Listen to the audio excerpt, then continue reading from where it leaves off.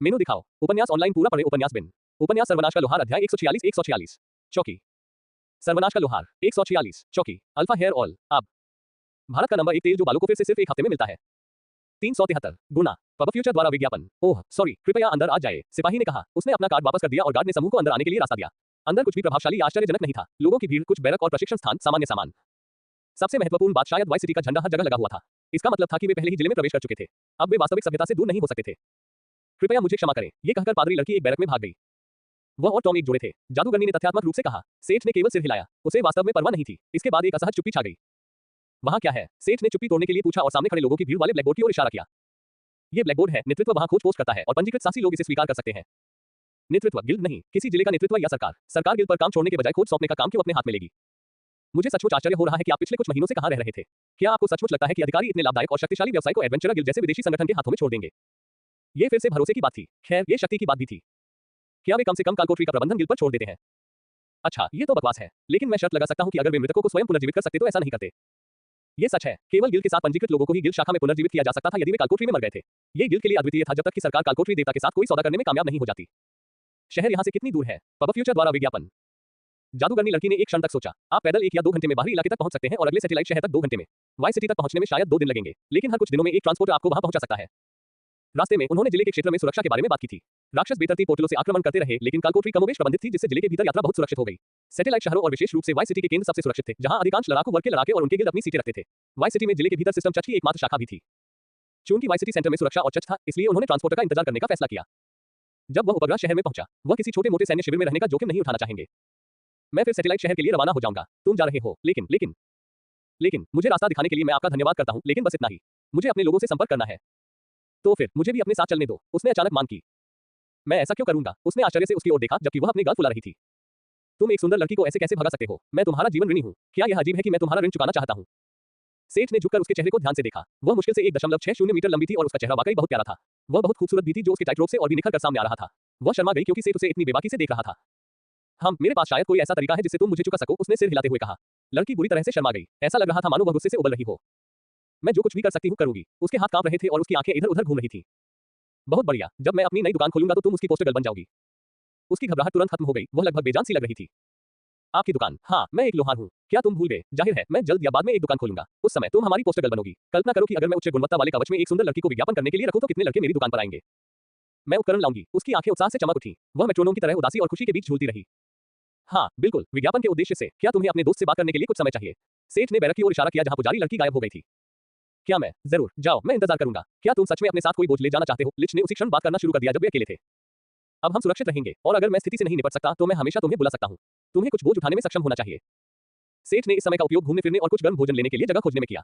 उसने सेट प्रभाव को कमजोर करने के लिए हेलमेट और कवच उतार दिया। जब उसे आखिरकार एक जगह मिली और उसने कैंटीन में प्रवेश किया, उन्होंने केवल सिटी क्रेडिट स्वीकार किए। उसे देर से एहसास हुआ कि वह सिस्टम मुद्रा में समृद्ध था, लेकिन उसके पास कोई और पैसा नहीं था। खाने की खुशबू से ही उसका मूड हल्का हो गया। खाने की महक बेस्वाद और बेस्वाद थी। इससे उसका पछतावा कम हुआ क्योंकि उसने जो राशन लाया था वह यहाँ के ताजा पके हुए खाने से ज्यादा स्वादिष्ट लग रहा था। क्या ऐसा इसलिए था क्योंकि यह एक कैंटीन थी और खाना आमतौर पर उतना अच्छा नहीं था? अगर ऐसा था तो सब कुछ ठीक था। सबसे खराब विकल्प यह था कि शेफ क्लास के कौशल की बदौलत नामिया में खाना स्वादिष्ट था। उसे उस खाने की आदत हो गई थी। अगर ऐसा था तो उर्फ में स्वादिष्ट खाना मिलना मुश्किल हो सकता है। उसका राशन अब और भी ज्यादा महत्वपूर्ण हो गया था। शायद उसे अपनी दूसरी क्लास के साथ शेफ बन जाना चाहिए। उसने कल्पना की कि एक शेफ को कितनी सारी अलग अलग सामग्रियों से निपटना होगा और उसने ऐसा न करने का फैसला किया। 2 क्राफ्टिंग क्लास उसके लिए थोड़ी ज्यादा हो सकती है। पब फ्यूचर द्वारा विज्ञापन। तुम यहाँ थे। उसने जादूगरनी लड़की की आवाज सुनी। वह पीछे से आई। मैं आपको बिना कवच और हेलमेट के पहचान ही नहीं पाई, उसने सांस फूलते हुए कहा। उसके पीछे पादरी लड़की खड़ी थी। उसकी लाल नम आंखें सुनहरे बालों के पर्दे के पीछे छिपी हुई थी। क्या हम उसे भी ला सकते हैं? टॉम के साथ जो हुआ उसके बाद मैं उसे यूं ही नहीं छोड़ सकती। सेठ ने पुजारी लड़की का निरीक्षण किया। उसका फिगर अच्छा था और चेहरा भी ठीक ठाक था। उसमें क्लर्क बनने की क्षमता हो सकती थी, इसलिए वह उसे साथ ले जाने के लिए तैयार हो गया। इसके साथ ही उसने अपनी दुकान में पहले से ही कर्मचारी लगा दिए थे और जगह भी नहीं मिली थी। ऑर्डर में कुछ गड़बड़ लग रही थी, लेकिन कौन परवाह करता है? पुजारी लड़की का चेहरा थोड़ा चमक उठा। उम्मा, शायद हमें अपना परिचय देना चाहिए। मैं मैरी हूँ। रास्ते में जादूगरनी जेन ने अपना नाम बताया था, लेकिन पुजारी लड़की मैरी ने वास्तव में उनकी बातचीत में हिस्सा नहीं लिया था। इसलिए उन्होंने एक बार फिर एक दूसरे से अपना परिचय दिया। उसे आश्चर्य हुआ कि मैरी और जेन ने पहले ही अपना सामान पैक कर लिया था और सेठ के साथ जाने के लिए तैयार थी। ऐसा लग रहा था कि वे खुद भी जल्दी में थी। जेन, क्या तुम जानती हो कि मैं नक्शा कहां से खरीद सकता हूं? इससे भी महत्वपूर्ण बात यह है कि क्या मैं सिस्टम करेंसी को कहीं क्रेडिट के लिए बदल सकता हूं? वैसे भी यहाँ हर चीज अभी भी क्रेडिट का उपयोग क्यों कर रही है? हाँ, जहां से तुम आए हो वहां कोई दुकान नहीं है क्या? तुम वहां देख सकते हो। यह कोई नई प्रणाली सुविधा नहीं थी जिसे उसने पहले नहीं देखा था, बल्कि सरकारी नियंत्रण में एक आधिकारिक दुकान थी जो सामग्री, आइटम और मुद्रा खरीदती थी। होरा में कोई व्यक्ति सामग्री बेचने के लिए गिल्ड या व्यापारियों के पास जाता था। यहाँ सब कुछ शहर द्वारा प्रबंधित किया जाता था। यह उसकी अपेक्षा से बहुत कम भयावह था। दुकान छोटी और जर्जर थी और उसमें एक बार लगी हुई थी। ऐसा लग रहा था कि यह कोई सरकारी दुकान है। क्या है? क्लर्क ने थूका। वो एक रूखा सूखा सा दिखने वाला आदमी था जिसके चेहरे पर रूखापन था और उसके मुंह के कोने में सिगरेट थी। उसने अपनी पढ़ने की सामग्री से नजर भी नहीं हटाई। सेठ को निराशा महसूस हुई। यहाँ ग्राहक सेवा किसी मध्ययुगीन काल्पनिक सेटिंग से भी बदतर क्यों थी? नमस्ते, क्या मैं यहाँ पैसे बदल सकता हूँ? इस सवाल का क्या मतलब है? क्या आप पहली बार दुकान में आए हैं? हम क्रेडिट के लिए सामग्री, आइटम और सिस्टम मुद्रा खरीदते हैं। वह आदमी शांत होता गया और आखिरकार उसने अपनी पत्रिका से नजरें हटाने के बाद बात करना बंद कर दिया। ऐसा लग रहा था कि उस आदमी के पास मूल्यांकन कौशल था और सेठ को अपने कवच में देखकर वह चुप हो गया। अच्छा, मैं कुछ चांदी के बदले क्रेडिट लेना चाहता हूँ। आप यहाँ कुछ नहीं बेचते हैं ना? मुझे एक नक्शा चाहिए। ओह ओह, जरूर। सेठ ने उस आदमी के पीछे एक पोस्टर पर छपी विनिमय दर देखी और बहुत आश्चर्यचकित हुआ। एक चांदी का विनिमय लगभग 1000 क्रेडिट के लिए किया गया। इसका मतलब था कि एक कहां से 10 क्रेडिट था। क्या मुद्रास्फीति या कुछ और था? क्रेडिट बनाना अचानक इतना आसान क्यों हो गया? सेठ ने काउंटर पर 20 चांदी के सिक्के रखे। क्लर्क की आंखें फटी की फटी रह गई जब उसने इतनी बड़ी चांदी देखी। उसने जल्दी से उसे ले लिया, उसकी जांच की और उसे रख दिया। बदले में उसने काउंटर पर पैसे के 2 बंडल रखे जो कुल मिलाकर 20,000 क्रेडिट थे। यह उस पैसे के बराबर था जो वह अपने अपार्टमेंट की बिल्डिंग से हर महीने कमाता था। अब उसे इसे पाने के लिए बस कुछ छोटे-मोटे बदलाव निकालने थे। उसने पैसे के बंडल उठाए और उनका वजन महसूस किया। उसे आखिरी बार कागजी मुद्रा देखे हुए कितना समय हो गया था। ऐसा लग रहा था कि सभ्यता अभी तक बैंकिंग प्रणाली को ठीक करने में कामयाब नहीं हुई है और फिर से नकदी का इस्तेमाल करने लगी है। उस व्यक्ति ने वाई सिटी और निकटतम उपग्रह शहर कोकू सिटी के वर्तमान क्षेत्र का नक्शा भी जोड़ा। कृपया आपका दिन मंगलमय हो, उस व्यक्ति ने जबरदस्ती के मित्रवत लहजे में कहा और उसे एक तनावपूर्ण मुस्कान दी। पब फ्यूचर द्वारा विज्ञापन प्रायोजित सामग्री, एक प्लांट विधि जो दुश्मन की लड़ाई में आपका साथ दे सकती है। मधुमेह को हराएं, स्वस्थ जीवन के लिए समग्र समाधान। संपर्क टॉस साइट में दान करें, मेनू दिखाओ। उपन्यास ऑनलाइन पूरा पढ़ें, उपन्यास बिन। उपन्यास सर्वनाश का लोहार, अध्याय 147 कोकू शहर। सर्वनाश का लोहार 147 कोकू city. Ads by PubFuture. दुकान। क्लर्क ने जल्दी से काउंटर के नीचे एक दराज में से एक मोबाइल रेडियो निकाला। यह थोड़ा बदला हुआ लग रहा था, जिसके किनारे पर एक जादुई रूम बना हुआ था। सर, हाँ, नहीं, मैं ढिलाई नहीं बरत रहा हूँ सर, मैं जानता हूँ सर, यह महत्वपूर्ण है सर। अभी अभी मैंने एक आदमी को ऐसी चीजों से सजे हुए देखा जिनका मैं मूल्यांकन नहीं कर सकता था। सर जानते हैं कि मैं हर चीज का मूल्यांकन असामान्य से असामान्य तक कर सकता हूँ। उसका सारा सामान दुर्लभ या उससे भी अधिक होना चाहिए। तुमने उसे नाराज तो नहीं किया है ना? फोन पर आदमी ने चिंतित होकर पूछा। नहीं नहीं, उसने कुछ मुद्रा का आदान प्रदान किया और मैंने उसे वाई और कोकू का नक्शा दिया। सर, मुझे लगता है कि कोकू उसका अगला गंतव्य होगा। वह अभी दुकान से निकला है। आपने जल्दी कॉल करके अच्छा किया। आपको इस महीने बोनस मिल सकता है। इसके साथ ही आवाज ने कॉल समाप्त कर दी और उस आदमी को मुस्कुराते हुए छोड़ दिया। फिर भी उसे खुद को विनम्र करना पड़ा। मुख्यालय हमेशा इस संकट में विश्वसनीय जानकारी के लिए अच्छा भुगतान करता है। योजक चिन्ह, योजक चिन्ह, योजक चिन्ह, योजक चिन्ह, योजक चिन्ह, योजक चिन्ह, योजक चिन्ह, योजक चिन्ह, योजक चिन्ह, योजक चिन्ह। सेठ को अपने हाथों में असली नक्शा थामे हुए राहत महसूस हुई। वह अपने माता-पिता के साथ छुट्टियों पर इससे पहले सिर्फ एक बार यप्सिलन गया था, लेकिन उस समय वे तट पर एक शहर में गए थे। कोकू शहर मध्य महाद्वीप की दिशा में सीमा पर स्थित था, इसलिए काफी हद तक विपरीत दिशा में। माता-पिता के साथ छुट्टियां मनाने की याद आते ही उसका दिल दुखने लगा, लेकिन उसने ये भी पाया कि वह वास्तव में less than universal translation greater than की सराहना करता है। वाई सिटी जिले में एक पूरी तरह से अलग भाषा बोली जाती थी और उर्थ यूनिवर्सल भाषा के अपने टूटे-फूटे ज्ञान के साथ बातचीत में उलझने की कोशिश करना उसके लिए बहुत मुश्किल होता। उसने यप्सिलन या संक्षेप में वाई सिटी का नक्शा खोला। ये केंद्र के लगभग सीधे दक्षिण में स्थित जिला था और उपग्रह शहरों की 14 छोटी प्रशासनिक इकाइयों में विभाजित था। इनमें से कुछ क्षेत्र एक्स आउट थे, उनमें से एक वह था जहां वह छुट्टी मनाने गया था। लेस देन डिंग, नई जानकारी प्राप्त हुई। क्या आप इस जानकारी को अपने मानचित्र में एकीकृत करना चाहेंगे? Y and greater than. PubFuture द्वारा विज्ञापन। इससे वह आश्चर्यचकित हो गया जब उसने हां चुना तो उसका लेस देन मानचित्र ग्रेटर देन अपने आप खुल गया और पहले से दूसरा क्षेत्र उसके हाथों में मानचित्र की तस्वीर से भर गया। अब मानचित्र 3D मॉडल और एक छवि का मिश्रण जैसा लग रहा था। वे जिन स्थानों पर गए थे वे एक विस्तृत मॉडल थे, जबकि यप्सिलॉन का बाकी हिस्सा मानचित्र की एक छवि से भरा हुआ था। यदि उसे पता होता कि वह एनालॉग मानचित्रों को अपने कौशल में एकीकृत कर सकता है तो वह और अधिक मानचित्र खरीद लेता। चौकी जिले की सीमाओं के बाहर स्थित थी और जैसा कि जेन ने कहा था, वे महानगरीय क्षेत्र में पहुंचने से पहले लगभग 1 घंटे तक पैदल चले। उसे ये दृश्य कितना याद आया था। ग्रे मेगासिटी के क्षितिज को भरते हुए विशाल गगनचुंबी इमारतें। उसकी नजर में सब कुछ एक गंदे ग्रे कालीन की तरह ढका हुआ था। इसमें पीले रंग की धुंध स्क्रीन की कमी थी, लेकिन कंक्रीट और कांच के परिदृश्य ने अभी भी उसके दिल को उसकी अपेक्षा से अधिक गर्म कर दिया। अब उसके लिए जंगल, गुफाएं, रेगिस्तान या दलदल कुछ भी नहीं रह गया। उसने चुपचाप गुनगुनाना भी शुरू कर दिया। डामर वाली सड़कें, मुझे घर ले चलो उस जगह जहां मेरा घर है। कंक्रीट के जंगल, फैटी फास्ट फूड, मुझे घर ले चलो, डामर वाली सड़क। लेस देन और फेस वॉइस ग्रेटर देन की बदौलत टेक्स्ट में कोई अंतर नहीं पड़ा। यह इतना अच्छा लग रहा था कि दोनों लड़कियों को मंत्रमुग्ध कर दिया और अजीब टेक्स्ट के बावजूद उन्हें गाने के लिए मजबूर कर दिया। इमारतों और सड़क पर कुछ स्पष्ट युद्ध क्षति को छोड़कर शहर खुद एक पूरी तरह से सामान्य आधुनिक महानगर की तरह लग रहा था। पैदल चलने वाले लोग ही थे जो इसे अजीब बना रहे थे। भीड़ का एक बड़ा हिस्सा सामान्य दिखने वाले काल्पनिक गियर पहने हुए था, कवच, वस्त्र और टोपी। जब सेठ ने सुना कि ट्रांसपोर्टर होगा तो उसने सोचा था कि कारें फिर से चलने लगी हैं और उसका मतलब था कि एक तरह की बस। उसने यह विचार छोड़ दिया जब उसने देखा कि सड़कों पर लोग घोड़ों पर सवार होकर और जानवर गाड़ियां खींचकर ले जा रहे हैं। इससे यह भी पता चला कि हवा इतनी साफ क्यों थी। यह सोचना कोई अजीब विचार नहीं था कि कारें फिर से काम करने लगेंगी। बिजली भी काम कर रही थी आखिरकार। जेन को इसकी बारीकियां नहीं पता थी, लेकिन जाहिर है बॉने के इंजीनियरों की तरह ही कक्षाएं थी। इन लोगों ने अब अपने कुछ मूल ऊर्जा स्रोतों को पुनः प्राप्त करने का एक तरीका खोज लिया था और नए विकल्पों पर भी शोध कर रहे थे। सेठ भविष्य की ओर देख रहा था। उम्मीद है कि वे लोग गेमिंग के युग को वापस ला सकेंगे। हो सकता है कि वह फिन, मीना और पार्टी को उर्थ में स्थानांतरित कर सके जब वह यहाँ अपना पैर जमा ले। उसने अक्सर परी को गेमिंग की दुनिया से परिचित कराने के बारे में सोचा था। अगर परी हार जाती है तो उसके पास नष्ट हो चुकी स्क्रीन और कंट्रोलर को वहन करने के लिए पर्याप्त पैसे होने चाहिए। अगर वह भाग्यशाली रहा तो वह मान को प्रशिक्षण के बाद आप्रवासन के लिए राजी भी कर सकता है। शहर में उपकरणों की स्थिति के आधार पर वे मान के मौजूदा कौशल से बहुत कुछ बना सकते हैं। कितना अच्छा होगा अगर वह सब कुछ मान पर छोड़ दे और सारा दिन गेम खेल सके। ये दूर के भविष्य के सपने थे। अभी तो उसे सबसे पहले ये सुनिश्चित करना होगा कि ये दुनिया सुरक्षित है और रहने के लिए एक अच्छी जगह की तलाश करनी होगी, तभी वह उन्हें यहाँ लाने की योजना बना सकेगा। पब फ्यूचर द्वारा विज्ञापन। सेठ ने अपना हेलमेट उतार दिया और वे भीड़ में घुल मिल गए। 1 घंटे बाद वे वास्तविक कोकू सिटी सेंटर की सीमा पर पहुंच गए और अगले कुछ दिनों तक रहने के लिए होटल की तलाश की। सेठ के पास पैसे थे और उसने इस छोटे से बदलाव के साथ बचत करने की योजना नहीं बनाई थी। वह वास्तव में खुश था कि उसने दुकान पर केवल चांदी के सिक्के इस्तेमाल किए थे। कल्पना कीजिए कि उसने उस गंदी छोटी सी दुकान में कई सोने के सिक्के निकाले थे जिनमें से प्रत्येक की कीमत 100 के या उससे अधिक थी।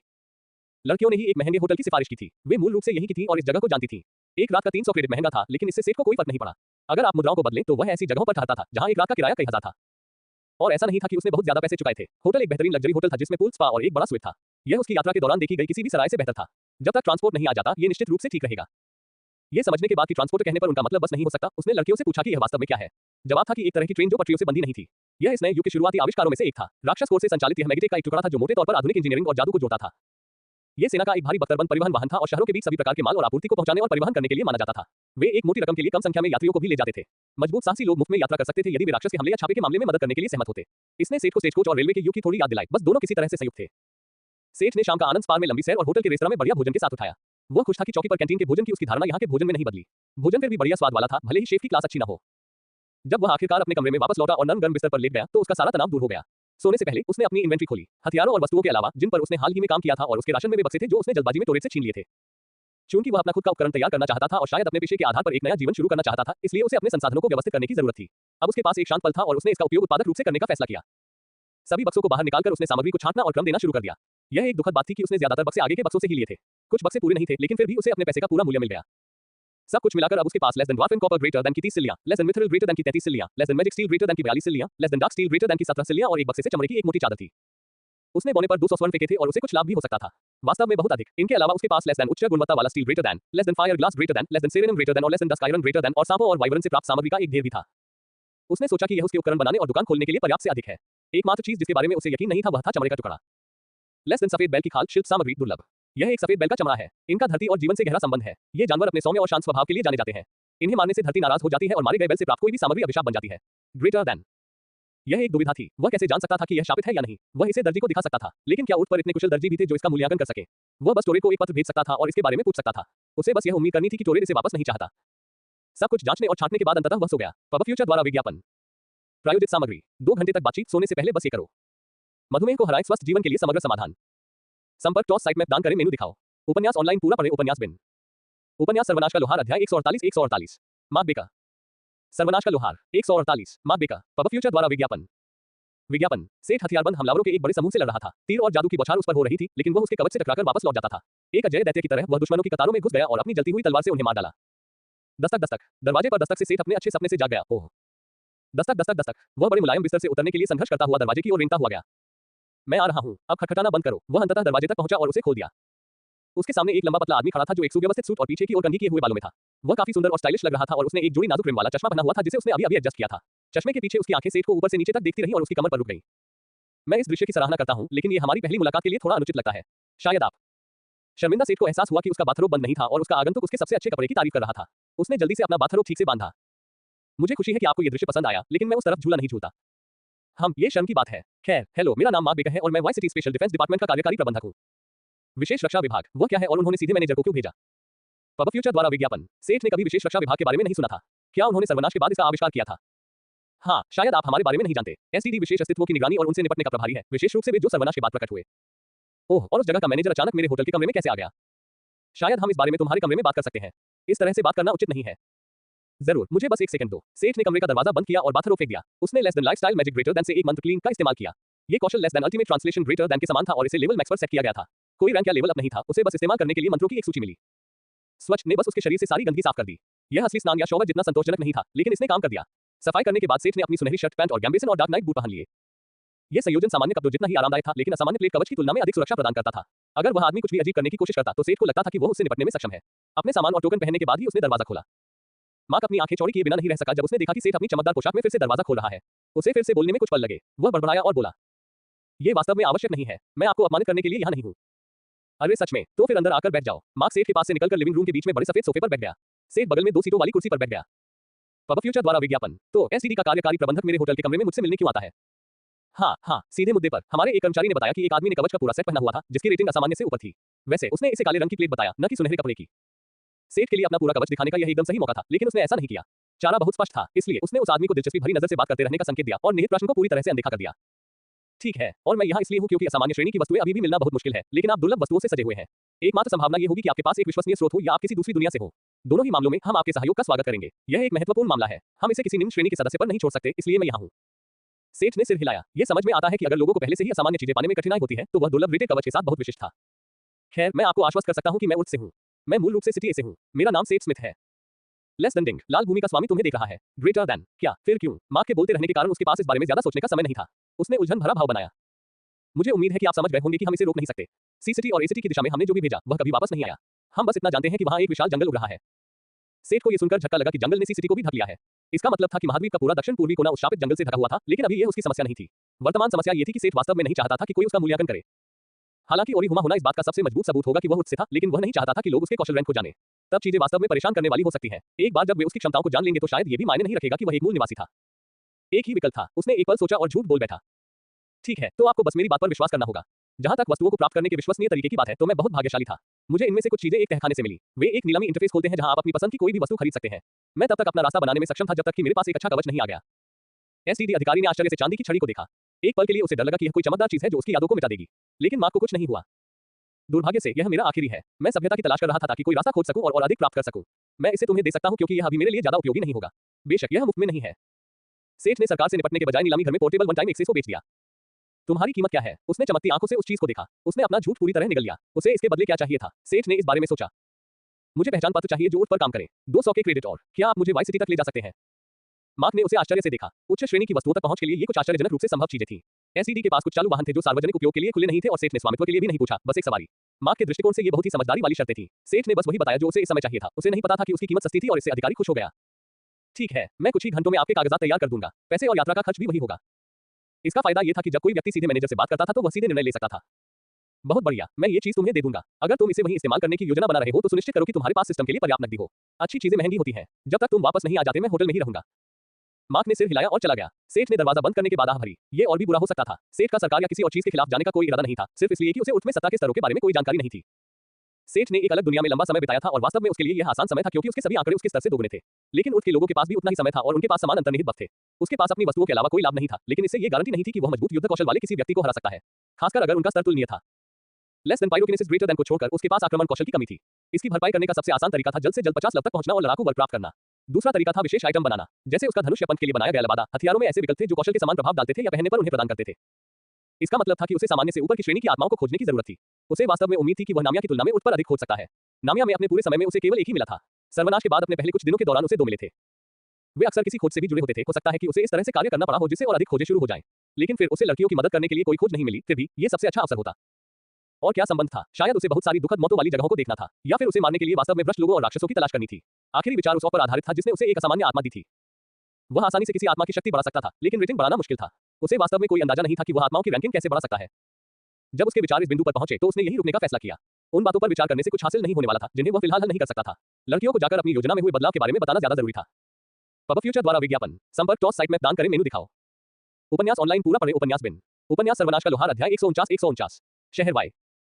सर्वनाश का लोहार 149 शहर वाई। पब फ्यूचर द्वारा विज्ञापन। सेठ ने गेस्ट रूम का दरवाजा खटखटाया जहां आज रात लड़कियां सोई थी। उसे कमरे में भाग दौड़ और खोजबीन की आवाज सुनाई दे रही थी। उसने दरवाजा खटखटाया और कमरे में सारी हलचल बंद हो गई। अरे उठो और तैयार हो जाओ, हम जल्द ही निकल रहे हैं। मैंने हमें सवारी दे दी है। अंदर वाला चुप रहा। वह चिंतित था। उसने वास्तव में दरवाजा खोलने की तरफ नहीं देखा, शायद अंडरवियर में लड़कियों को देखने के लिए। मैं आ रहा हूं। खैर वह कह सकता था कि यह 100% वैसा ही दृश्य था जिसकी उसने उम्मीद की थी। लड़कियां सिर्फ अंडरवियर पहने हुए थीं, लेकिन वे इस समय काले कपड़े पहने किसी लड़के से कुश्ती लड़ रही थीं। तुम्हें पता है, अगर तुम्हें पुरुषों का साथ चाहिए तो तुम्हें अपना कमरा खुद लेना चाहिए था। अगर तुमने विनम्रता से पूछा होता तो मैं तुम्हारी पार्टनर की भूमिका भी निभा लेती। लेकिन किसी अजनबी को अपने कमरे में बुलाना वाकई बहुत बुरा है, तुम्हें पता है। क्या आप मजाक करना बंद कर सकते हैं और हमारी मदद कर सकते हैं? जेन ने परेशानी में कहा। सेठ ने लेस देन अवलोकन ग्रेटर देन का प्रयोग लड़के पर और गलती से लड़कियों पर भी किया। Less than Bob James love 1.14 greater than वर्ग चोर। Less than Jane Massey love 1.15 greater than वर्ग प्रशिक्षु जादूगरनी। Less than Mary Massey love 13 greater than वर्ग प्रशिक्षु पुजारी। इससे कास्टर वर्गों और शारीरिक वर्गों के बीच विशेषता वितरण में अंतर दिखा। एक चोर को शारीरिक रूप से हराने के लिए 2 कास्टरों की जरूरत थी। शूरवीर जैसा कुछ शायद इन लड़कियों को रैगडॉल की तरह इधर उधर फेंक सकता था। तुलना में लड़कियों में शायद सेठ बिना कवच के की तुलना में ज्यादा बुद्धिमत्ता और इच्छा शक्ति थी। वह उनके पास गया और एक हाथ से चोर की गर्दन पकड़कर उसे उठा लिया। उसने उसे दीवार के सहारे दबा दिया जिससे उसके पैर जमीन से ऊपर उठ गए। पब फ्यूचर द्वारा विज्ञापन। ठीक है बॉब, तुम मेरे स्वीट में क्या कर रहे हो? उफ, मुझे नीचे उतारो। तुम अपने आप को क्या समझते हो? क्या तुम सिर्फ इसलिए शक्तिशाली महसूस करते हो क्योंकि तुम? सेठ ने चोर को अपने दाहिने हाथ से पकड़ लिया और बाएं हाथ को पीली आग से ढक दिया। सुनो, मैं अभी उठा और मैंने देखा कि कोई मेरी संपत्ति के साथ मौज मस्ती कर रहा है। मेरा मतलब है कर्मचारी, बोलो या मरो, यही तुम्हारा विकल्प है। सेठ वास्तव में गंभीर नहीं था, लेकिन धमकियों का कोई मूल्य नहीं था। चोर की पुतलियां सिकुड़ गईं जब उसने देखा कि इतनी दूरी पर भी भयंकर गर्मी उत्सर्जित करने वाली चमकदार लौ थी। नहीं नहीं नहीं, मैं बोल रहा हूँ, उन्हें बॉस का पैसा देना है। मैं सिर्फ उधार लेने आया था जब मैंने सुना कि वे शहर में वापस आ गए हैं। मुझे नहीं पता था कि यह तुम्हारा कमरा है या कि वे तुम्हारी संपत्ति है। सेठ का हाथ उसकी गर्दन पर और कस गया। उन्हें संपत्ति मत कहो कमीने, मनुष्य कोई वस्तु नहीं है, वे मेरे कर्मचारी हैं। हाँ कर्मचारियों, मैंने गलत कहा, लेकिन मैं सिर्फ इसलिए आया क्योंकि मेरे बॉस ने मुझे ऋण वसूलने के लिए कहा था। मेरा किसी को नाराज करने का कोई इरादा नहीं था। सेठ ने लड़कियों को जाने दिए बिना उनकी ओर रुख किया। क्या तुम लोगों पर किसी का पैसा बकाया है? नहीं, ये टॉम का विभाग था। उसने कवच खरीदने के लिए ऋण लिया था। इसका हमसे कोई लेना देना नहीं है। टॉम का जिक्र होते ही मैरी का चेहरा काला पड़ गया। तुमने उसे सुना? चोर ने तर्क दिया, उसका ऋण पार्टी का अकेला ऋण है। पब फ्यूचर द्वारा विज्ञापन। वह आदमी मर चुका है और तुम्हारा पैसा भी चला गया है। इसे स्वीकार करो और शोग्रस्त लोगों को परेशान करना बंद करो। अपने बॉस को बताओ कि जानकारी गलत थी। कोई कहानी बनाओ कि तुम्हें उनकी मौत के बारे में जानकारी कैसे मिली, क्योंकि टॉम वास्तव में मर चुका है। क्या हुआ? मैं क्यों? सौदा या मौत? क्या तुम सचमुच यही मरना चाहते हो? डील। अच्छा लड़का। सेठ ने चोर को तब तक हवा में लटकाए रखा जब तक कि उसने उसे अपने कमरे से बाहर नहीं फेंक दिया। क्या तुम्हें सचमुच लगता है कि वह अपना वादा पूरा करेगा? जेन ने असमंजस में पूछा। कोई बात नहीं, हम कुछ ही घंटों में इस शहर से बाहर निकल जाएंगे। दोनों लड़कियां उसके पीछे लिविंग रूम में चली गईं। सेठ ने कमरे में खड़ी लड़कियों को देखकर खुशी जताई, जब तक कि उन्होंने उसकी निगाहों का अनुसरण नहीं किया और खुद इस पर ध्यान नहीं दिया। पर जेन ने खुद को ढक लिया और बुरी तरह से शर्मा गई। मैरी और भी ज्यादा शर्मा गई और कपड़े पहनने के लिए अपने कमरे में वापस भाग गई। सेठ को इससे कोई खास परेशानी नहीं हुई। वह होटल के रेस्तरां में खाना खाने चला गया। कुछ देर बाद लड़कियां भी खाना खाने आई और फिर कमरे में वापस चली गईं। कई घंटे बाद मार्क भी उसके साथ उसकी मेज पर आ गया। अधिकारी के चेहरे पर संतुष्टि भरी मुस्कान थी। उसने मेज पर पड़े खाली बर्तनों के ढेर को नजरअंदाज किया और मेज पर थोड़ी सी खाली जगह पर एक लिफाफा रख दिया। आपके कागजात। उसने एक और मोटा लिफाफा भी निकाला। आपका पैसा। एक कार आपके और आपके साथियों के लिए बाहर इंतजार कर रही है। अधिकारी को देखते हुए सेठ ने खाना खाना छोड़ दिया। आप बहुत तेजी से काम करते हैं। कार्यकारी प्रबंधन। खैर, वैसे भी मेरा खाना लगभग खत्म हो चुका है। मैं लड़कियों को बुलाने जा रहा हूं। कुछ मिनट बाद वह अपने कर्मचारियों के साथ प्रवेश द्वार पर पहुंचा और होटल से चेकआउट कर लिया। मार्क एक भारी भरकम दिखने वाली टीवी के पास खड़ा था और उनका इंतजार कर रहा था। उसने अपना हाथ आगे बढ़ाया और किसी चीज का इंतजार करने लगा। हम तुम्हें यह अभी चाहिए। मैं शुरू में वाई सिटी पहुंचने तक इंतजार करना चाहता था, लेकिन बिना भरोसे के दुनिया कैसे चल सकती है? ठीक है, यहाँ। इसके साथ ही उन्होंने मैनेजर के हाथ में छोटा सा चांदी का एक बार उपयोग वाला नीलामी इंटरफेस थमा दिया। इसका उपयोग करने से पहले ढेर सारी नकदी तैयार करना न भूलें। मैं करूंगा, शुक्रिया। वे कार में सवार होकर कोकू शहर से बाहर चले गए। योजक चिन्ह योजक चिन्ह योजक चिन्ह योजक चिन्ह योजक चिन्ह योजक चिन्ह योजक चिन्ह योजक चिन्ह योजक चिन्ह योजक चिन्ह योजक चिन्ह योजक चिन्ह योजक चिन्ह। हाँ, मैंने आइटम हासिल कर लिया है। क्या? हाँ, मैं इसे वाई सिटी में लाऊंगा। हाँ, मैं कोकू सिटी का रिजर्व लाऊंगा। उसने आह भरते हुए कॉल समाप्त की। अगर उसे पता होता कि उसे भी वाई सिटी जाना होगा तो वह बस सेठ के साथ जुड़ जाता। यह एक मजबूत संभावित सहयोगी के साथ करीब आने का मौका होता। मार्क को बस उम्मीद थी कि वे राजधानी में कुछ अधिक महत्वाकांक्षी अधिकारियों से नहीं मिलेंगे। वह सेठ के बारे में उतना चिंतित नहीं था जितना कि उसे अपमानित करने के परिणामों के बारे में। यह उन कारणों में से एक था जिसके कारण वाई सिटी के पास क्रोना साम्राज्य जैसे अन्य दुनिया के गुटों के साथ जटिल संबंध थे। शुरुआत में अधिकारियों का दृष्टिकोण अच्छे तरीके से कहने के लिए अपरिष्कृत और बलपूर्वक था। यह एक अजीब बात है। अगर आप उनके या उनके अधीनस्थों के सामान को लूटने और ठगने की कोशिश करते हैं तो लोग वास्तव में नाराज और शत्रुतापूर्ण हो जाते हैं। यदि आप सत्ता की स्थिति में थे तो यह दृष्टिकोण अच्छी तरह से काम करता था। उन्होंने जो सबक सीखा वह यह था कि वे वास्तव में सत्ता की स्थिति में नहीं थे। बड़े हुए आंकड़ों और प्रवीणता लाभ के बावजूद उनके पास इन लोगों से मुकाबला करने के लिए ज्ञान की कमी थी। मार्क जैसे कुछ लोगों ने सीखा कि उन सभी के साथ सम्मानपूर्वक व्यवहार करना बेहतर था। भरोसा उन कुछ ठोस मुद्राओं में से एक था जिसे कोई इस अराजक दुनिया में हासिल कर सकता था। यह शर्म की बात थी कि वह जानता था कि वह उन कुछ लोगों में से एक था जो इसे समझते थे। योजक चिन्ह योजक चिन्ह योजक चिन्ह योजक चिन्ह योजक चिन्ह योजक चिन्ह योजक चिन्ह योजक चिन्ह योजक चिन्ह योजक चिन्ह योजक चिन्ह योजक चिन्ह। बताओ, तुमने ऐसी कार कैसे बनाई? सेठ ने शांत ड्राइवर से पूछा। उसने पूछा क्योंकि यह कोई साधारण कार नहीं थी जैसे सर्वनाश से पहले वाली कारें थी। वह पूरी कार में जादुई शक्ति का संचार महसूस कर सकता था। यह स्पष्ट रूप से जादू से संचालित थी। जाहिर है, अधिकांश आधुनिक तकनीकों ने मध्य महाद्वीप में अपना काम करना बंद कर दिया था, जैसे कि ईएमपी या कुछ और के बाद। यह सेठ की याददाश्त में एक अजीब अंतर था। आखिरकार उसका फोन अभी भी ठीक काम कर रहा था और उसने उस समय भागने के लिए बाइक का इस्तेमाल किया था। उसे बाइक के बारे में नहीं पता था, लेकिन वाई सिटी जैसे इलाकों में फोन निश्चित रूप से नहीं टिकते थे। इसके अलावा लड़कियों ने उसे बताया था कि लोगों ने अभी आधुनिक तकनीक को सिस्टम युग में कैसे अनुकूलित किया जाए इस पर शोध करना शुरू किया है। ये कार थोड़ी ज्यादा उन्नत लग रही थी, इसलिए ये सच नहीं हो सकता था। दूसरी ओर ये सेना थी। सेना के पास हमेशा सबसे अच्छे और नए खिलौने होते थे। हर्म्फ, मैं आपको ये सिर्फ इसलिए बताऊंगा क्योंकि यह गोपनीय जानकारी नहीं है और आप मिस्टर बेकर के मेहमान हैं। टेक्नोमेंसर और मैकेनिक्स जैसे वर्ग हैं जो तकनीक के आधार पर मैग्नेटिक बना सकते हैं। साम्राज्य के साथ हमारी बातचीत से हम जानते हैं कि ये तकनीकी रूप से उन्नत दुनिया की एक अनूठी विशेषता है। अद्वितीय। क्या इसका मतलब यह है कि गनज और इस तरह की चीजें भी हैं? सेठ ने उत्सुकता से पूछा। लेकिन ड्राइवर केवल मुस्कुराया और चुप रहा। पब फ्यूचर द्वारा विज्ञापन। संपर्क टॉस साइट मैप दान करें मेनू दिखाओ। उपन्यास ऑनलाइन पूरा पढ़ें। उपन्यास बिन। उपन्यास सर्वनाश का लोहार अध्याय 150 वाई सिटी 2। सर्वनाश का लोहार सी 150 वाई सिटी 2। पब फ्यूचर द्वारा विज्ञापन। पैदल चलकर जो शायद 2 दिन लगते उसे कार से लगभग 2 घंटे में आसानी से पार किया जा सकता था। सेठ के लिए शहर को अच्छी तरह से देखने के लिए यह पर्याप्त समय था। इमारतें वाई सिटी, जो जिले का केंद्र है, के करीब आते ही बड़ी और अधिक भव्य होती गई। उनके आसपास का महान महानगरीय क्षेत्र मलबे और लड़ाई के गड्ढों से भरा हुआ था, लेकिन फिर भी अधिकांशतः बरकरार था। जादुई एटीवी ने वास्तव में ध्यान आकर्षित किया क्योंकि यह सड़कों पर चलने वाली एकमात्र कार थी। अन्य यात्री ज्यादातर पैदल जा रहे थे, कुछ अपने घोड़ों पर सवार थे या फिर घोड़ों या पालतू जानवरों द्वारा खींची जाने वाली गाड़ियों के रूप में पुनः उपयोग की गई कारों का उपयोग कर रहे थे। राजधानी में प्रवेश करने का पहला स्पष्ट संकेत एक स्टील की दीवार थी जो वाई सिटी और बाकी क्षेत्र के बीच एक अवरोध का निर्माण करती थी। सेठ इस दीवार पर कई मंत्र और जादू के घेरे देख सकता था। यह मंत्रमुग्ध था और संभवतः कमजोर राक्षसों के हमलों का सामना करने में सक्षम होगा। हालांकि सेठ इस मामले में विशेषज्ञ नहीं था क्योंकि यह जादूगरों का क्षेत्र था। वाई सिटी एक विशाल शहर संघ के केंद्र के रूप में ऊंची इमारतों और गगनचुंबी इमारतों की सबसे अधिक संख्या थी। अगर हवा से देखा जाए तो बड़े टावर और कांच के मुखौटे आसपास के शहर के दृश्य से बाहर निकले हुए क्रिस्टल की तरह दिखते थे। कार एक मध्यम आकार की गगनचुंबी इमारत के पास रुकी। यह एसडीडी मुख्यालय है। आपको यहां से अपना रास्ता खुद ही खोजना होगा, ड्राइवर ने कहा। उसने एक बटन दबाया और दरवाजे अपने आप खुल गए। सेठ और उसके कर्मचारी कार से उतर गए और कार कोने से होते हुए भूमिगत गैराज में जा घुसी। अब क्या? जेन ने सेठ की ओर मुड़कर पूछा। सेठ ने नक्शे की ओर देखा। चलो चच चलें। क्या आप प्रार्थना करना चाहते हैं या कुछ और? सिस्टम चच, मुझे कुछ पत्र लिखने हैं। सिस्टम चच नामिया के चर्चों से काफी अलग था। उन्होंने एक पूरी गगनचुंबी इमारत खरीद ली थी जो अब उनकी थी। वे लॉबी में दाखिल हुए। काउंटरों की कतार से अलग उन्हें एक रिसेप्शनिस्ट मिला। क्या मेरे द्वारा आपकी कोई सहायता हो सकती है? नमस्ते, मैं एक आम सदस्य हूं। मुझे विदेश में कुछ लोगों से संपर्क करना है। पब फ्यूचर द्वारा विज्ञापन। सत्यापन के लिए एक क्रिस्टल को छूने के बाद उसने लड़कियों को लॉबी में छोड़ दिया और लिफ्ट में प्रवेश किया। उनके पास संचार के लिए समर्पित एक पूरी मंजिल थी। क्या आप सेठ हैं? लाल लबादा पहने एक और बुरे आदमी ने उसका स्वागत किया। वह लंबा और दुबला पतला था। उसके लंबे चेहरे पर साफ सुथरी दाढ़ी थी और लंबे सफेद बाल थे। वह साइमन के बिल्कुल विपरीत था, सिवाय उसके आभा के। जब सेठ पहली बार उससे मिला था तो वह साइमन की तरह ही दयालु लग रहा था। हाँ, यही मेरा नाम है। साइमन ने हमें आप पर नजर रखने के लिए कहा था अगर आप हमारे किसी स्थान पर आते हैं। किसने सोचा होगा कि आप हमारी किसी मुख्य शाखा में आएंगे? उसने मुस्कुराते हुए कहा। कम से कम साइमन ने उसे किसी यादृच्छिक वर्महोल में फेंकने की थोड़ी जिम्मेदारी तो ली। मुझे खुशी है कि तुम जीवित हो। मैंने सुना है कि तुम कुछ लोगों से संपर्क करना चाहते हो। यहाँ आओ, हमारे पास एक कमरा है जहाँ तुम शांति से अपने संदेश लिख सकते हो। साइमन बाद में आ सकता है। कमरा एक सामान्य छोटे से कार्यालय जैसा था। वहाँ एक मेज और कुर्सियां थी। सेठ ने आह भरी और बैठ गया। उसने फिन, मीना और टोरेट को पत्र लिखना शुरू कर दिया, जिसमें उसने बताया कि क्या हुआ था, उन्हें बताया कि वह ठीक है और उसकी वर्तमान स्थिति क्या है। उसने भविष्य के लिए योजनाएं बनाने की भी कोशिश की। सबसे पहले जो काम वह करना चाहता था वह था एक शांत जगह ढूंढना और अपने उपकरण बनाना। इसके बाद एक निश्चित कार्यशाला और दुकान के लिए सुरक्षित स्थान की तलाश करना। अगर वह एक सुरक्षित जगह बनाने में कामयाब हो जाता है तो उसने संकेत दिया कि अगर वे यहाँ आकर उसके साथ जुड़ जाए तो उसे बुरा नहीं लगेगा। बेशक सिर्फ तभी जब वे चाहें। ये बहुत अच्छा होगा अगर सभ्यता फिर से ठीक हो जाए और वे सभी यहाँ एक साथ रह सकें। जब उसने पत्र लिखना समाप्त किया तो उसने उन्हें मोम से सील कर दिया। उर्थ के लोगों को यह नहीं पता था कि जिस तरह से मोहर से पत्र पर जादुई मोहर लगाई जाती है, अगर उसमें मैं ना हो, अगर मोहर टूट जाती तो पत्र पड़ा हुआ माना जाता और प्राप्तकर्ता को पता चल जाता कि किसी ने इसे पढ़ लिया है। सेठ, मुझे खुशी है कि तुम ठीक हो। कार्यालय से बाहर निकलते समय साइमन ने ही उसका स्वागत किया। उसका समकक्ष उसके बगल में एक शांत मुस्कान के साथ खड़ा था। सेठ को अभी भी साइमन द्वारा उसे उस सुरंग में फेंकने के लिए थोड़ी नाराजगी थी, लेकिन वह कुछ हद तक समझ गया था कि यह आवश्यक था। उन्होंने इस बारे में बात की कि वापस आने के बाद सेठ को क्या-क्या सहना पड़ा और तब सेठ को अंततः इस बात का स्पष्टीकरण मिला कि आखिर हुआ क्या था। स्टाटा गांव, जहां हम मिले थे, पर हमारे एक दुश्मन ने हमला किया और लूटपाट की। वे एक बहुत ही कट्टरपंथी युद्ध देवता, चेन लाने वाले का अनुसरण करते हैं। जैसा कि देवता के नाम से पता चलता है, वे वास्तव में लोगों को अधीन करने, व्यापार और गुलामी में लगे हुए हैं। मुझे लगता है कि आप अनुमान लगा सकते हैं कि वे नए अराजक दुनिया पर आक्रमण क्यों करेंगे। पब फ्यूचर द्वारा विज्ञापन, लेकिन इसका मुझसे क्या संबंध है? ठीक है, उन्हें आपके बारे में स्टार्टा के रिकॉर्ड से पता चला। अब क्रोना साम्राज्य या अधिक विशेष रूप से सिस्टम चर्च और जंजीरों का धर्मतंत्र एक दूसरे के बिल्कुल विपरीत है। सिस्टम भगवान चाहता है कि ओरिहुमा स्वतंत्र निर्णय ले और संघर्ष करे, लेकिन उनका लक्ष्य लोगों को जबरन गुलाम बनाना है। उनकी राय में आपका हमसे जुड़ना उनसे चोरी करना है।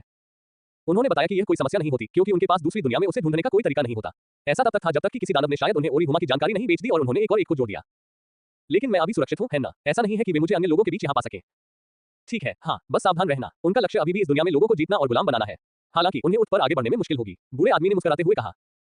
जाहिर है, धर्मतंत्र के लिए एकमात्र रास्ता स्टार्टा के स्थान के करीब ही था।